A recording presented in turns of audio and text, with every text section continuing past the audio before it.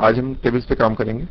Tables का मकसद ये होता है कि जिस तरह से हम इंफॉर्मेशन प्रेजेंट करना चाह रहे हैं वो उसी तरह से डिस्प्ले हो। वेब पेज की फॉर्मेटिंग बहुत तेजी से वेरी करती है ब्राउजर टू ब्राउजर। टेबल्स के जरिए हम उसको कंट्रोल कर सकते हैं। सबसे पहले हम नोटपैड स्टार्ट करेंगे। नोटपैड स्टार्ट करने के बाद हम फाइल ओपन में हम अपने फोल्डर में आ जाएंगे। वर्किंग फोल्डर जो है माई वेब, यहाँ पे हमने एक ब्लैंक पेज बनाया हुआ है पेज 6 के नाम से, इसको हमने ओपन कर लिया। आप देख सकते हैं इसमें कुछ भी नहीं है और बॉडी का टैग जो है बिल्कुल खाली है।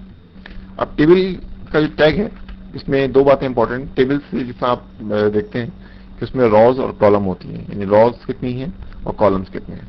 तो हम एक ऐसा टेबल बनाते हैं जिसमें 2 रॉज और 2 कॉलम हो। तो टेबल का टैग स्टार्ट होता है टेबल से। टेबल के बाद कुछ पैरामीटर हो सकते हैं जो कि ऑप्शनल है।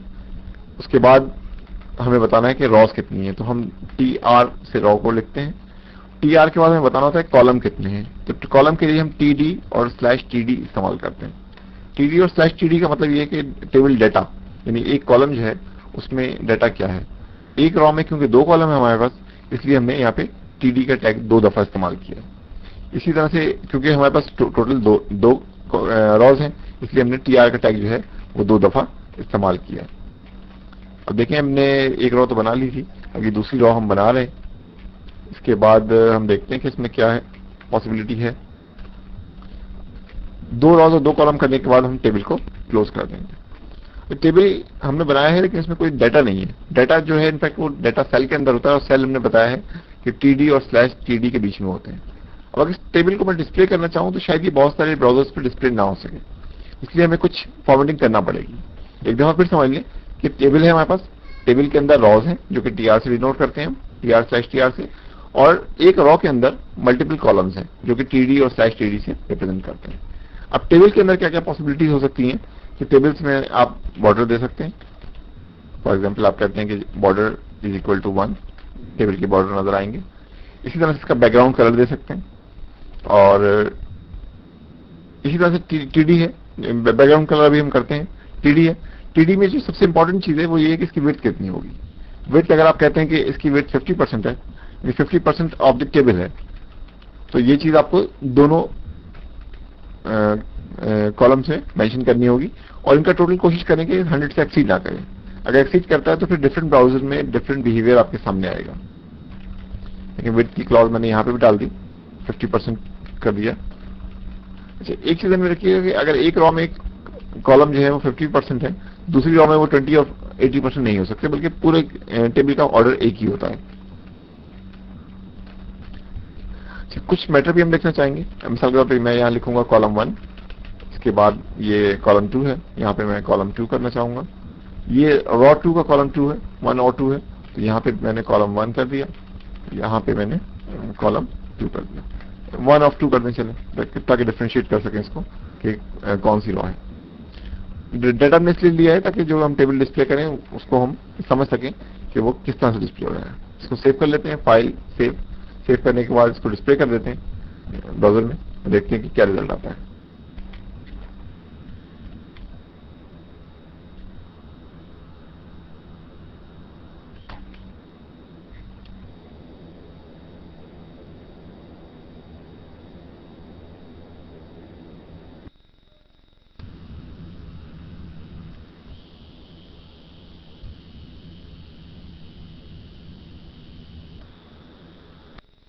देखिए आपके सामने ये डिस्प्ले हो गया है टेबल, और उसमें 2 रॉस हैं, यानी एक रॉ ये है और एक रॉ ये है, और हर रॉ में 2 कॉलम है।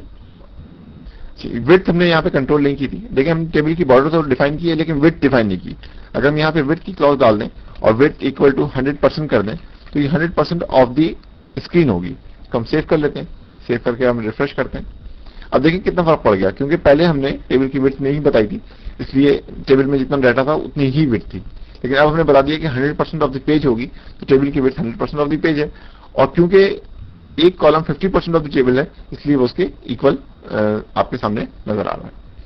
इसी तरह से हम यहाँ पे टेबल में बैकग्राउंड कलर डाल सकते हैं, BG कलर, और कलर अगर हमें नाम कोड याद नहीं है तो हम इसको कोई सा भी लाइट कलर दे सकते हैं। फॉर एग्जाम्पल मैं इसको येलो देना चाहूंगा, येलो, ओके, सेव कर लें इसको। कोटेशन इसमें रह गई थी, कोटेशन डाल देते हैं। अब इसको से दोबारा करना पड़ेगा क्योंकि चेंज किया हमने, और इसको रिफ्रेश करके देख लेते हैं। देखिए टेबल का बैकग्राउंड कलर जो है वो हो गया।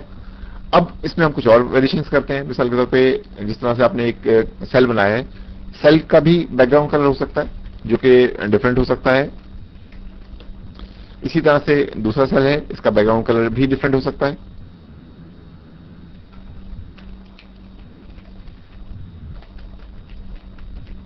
बैकग्राउंड कलर अगर हम आरजीबी कोड में लिखें तो ज्यादा बेहतर है, तो उससे हमारे पास वैरायटी बहुत ज्यादा अवेलेबल हो जाएगी। ये देखिए, अगर आप इसमें मजीद रॉज इंसर्ट करना चाहते हैं तो ये टी आर और स्लैश टी आर के जो पेयर्स हैं इसको आप कॉपी कर दें मल्टीपल टाइम्स और इसका डाटा चेंज कर दीजिए। जितनी रॉज आप चाहें इसमें ऐड कर सकते हैं।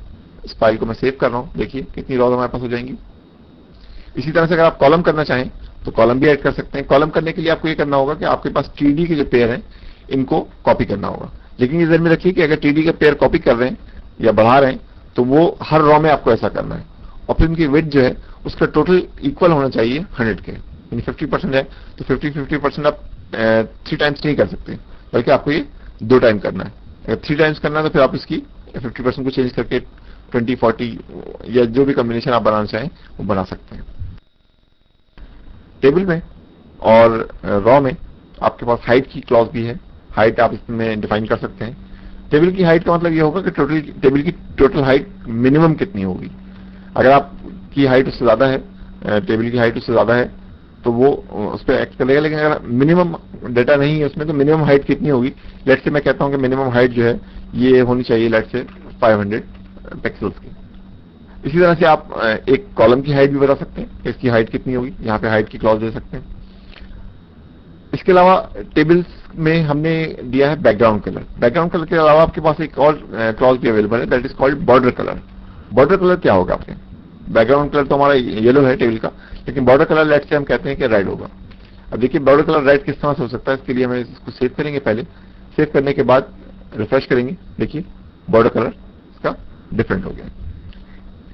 अगर आप इसमें बॉर्डर विड्थ बढ़ाते हैं इसकी, लेट से बॉर्डर विड्थ 1 के बजाय आप 5 करते हैं तो अब देखिए क्या डिफरेंस आता है, बॉर्डर की विड्थ आपने बढ़ा दी। इस तरह से और भी वेरिएशंस कर सकते हैं, लेकिन टेबल में काम करते वक्त ये कोशिश करें कि टेबल के जो आप टाइप कर रहे हैं ये चीज स्ट्रक्चर फॉर्म में हो, ताकि बाद में काम करते वक्त आपको कोई प्रॉब्लम ना हो। क्योंकि जिस वक्त टेबल में आप मुख्तलिफ चीजें लिखेंगे, मुख्तलिफ रॉज लिखेंगे और रॉज लिखने के बाद उनको फॉर्मेट करेंगे तो उसको कंट्रोल करना थोड़ा सा डिफिकल्ट हो जाता है। तो टेबल के अंदर जो हमने डाटा लिखा है इसमें फॉन्ट भी हो सकते हैं, साइजेस भी हो सकते हैं। मिसाल के तौर पे ये हमने कॉलम 1 ऑफ 1 लिखा है, यहाँ पे अगर मैं फॉन्ट देना चाहूं तो फॉन्ट का जो सिंटैक्स हमने लास्ट क्लास में किया था वही हम फॉलो करेंगे। That is font face is equal to Arial and colour, this is colour of font, colour is green and third one is size. Size मैं थोड़ा सा ज्यादा लेना चाहूंगा ताकि डिफरेंस नजर आ सके। उसके बाद मैटर है, और मैटर के बाद जिस तरह हमने कहा था कि फॉन्ट के लिए खत्म करने के लिए स्लैश फॉन्ट करते हैं, स्लैश फॉन्ट कर दिया। अब एक सेल ऐसा है जिसका हमने बताया है कि इसका फॉन्ट डिफरेंट होगा। अब देखिए इसका इफेक्ट क्या आता है। फाइल सेव कर लें, इसको सेव करने के बाद रिफ्रेश करें, देखिए फॉन्ट साइज ज्यादा होने की वजह से ये कलर डिफरेंट नजर आ रहा है आपको, और इसमें इसका कलर भी डिफरेंट है, यानी ग्रीन कलर में आ रहा है, जबकि बाकी सारा मैटर जो है वो डिफॉल्ट कलर ब्लैक कलर में आ रहा है। सिमिलरली टेबल के अंदर आप लिंक्स दे सकते हैं। लिंक्स देने के अलावा आप टेबल्स के अंदर ग्राफिक्स इंसर्ट कर सकते हैं। टेबल के अंदर का मतलब है सेल के अंदर। इन टेबल में अगर आपको कोई भी चीज डिस्प्ले करनी है, डाटा या टेक्स्ट या लिंक या इमेज, तो टेबल में जो टीडी और स्लैश टीडी लिखा हुआ है इसके बीच में करेंगे आप, यानी जो चीज भी डिस्प्ले करनी है। इसके अलावा अगर कहीं आप कुछ लिखते हैं या पैराग्राफ अगर देने की कोशिश करते हैं तो वो चीज काम नहीं करेगी। ये भी पॉसिबल है कि टेबल के अंदर एक और टेबल इंसर्ट करें तो उस टेबल के एक कॉलम के अंदर एक और पूरा टेबल इंसर्ट होगा। ये चीज हम उस वक्त करते हैं जब हम उसको बाइफरकेट करना चाह रहे हो, यानी एक चीज को फर्दर डिवाइड करना चाह रहे हो। इसमें थोड़ा सा आपको प्रैक्टिस करना पड़ेगी, प्रैक्टिस के साथ साथ आप उसको परफेक्ट कर लेंगे। इनिशियली आप सिर्फ एक टेबल के साथ प्रैक्टिस करें ताकि इस पे ग्रिप कर सकें। इसमें देख लें कि स्ट्रक्चर जैसे हमने पहले बताया था कि टेबल और स्लैश टेबल का पेयर है, इसके अंदर टी आर और स्लैश टी आर रॉज को डिनोट करता है, और टीडी और स्लैश टीडी जो है इसके एक सेल को डिनोट करता है। सेल अगर पहली रॉ में 2 हैं तो लास्ट रॉ में भी 2 ही होंगे, हम हर रॉ में सेल वेरी नहीं कर सकते।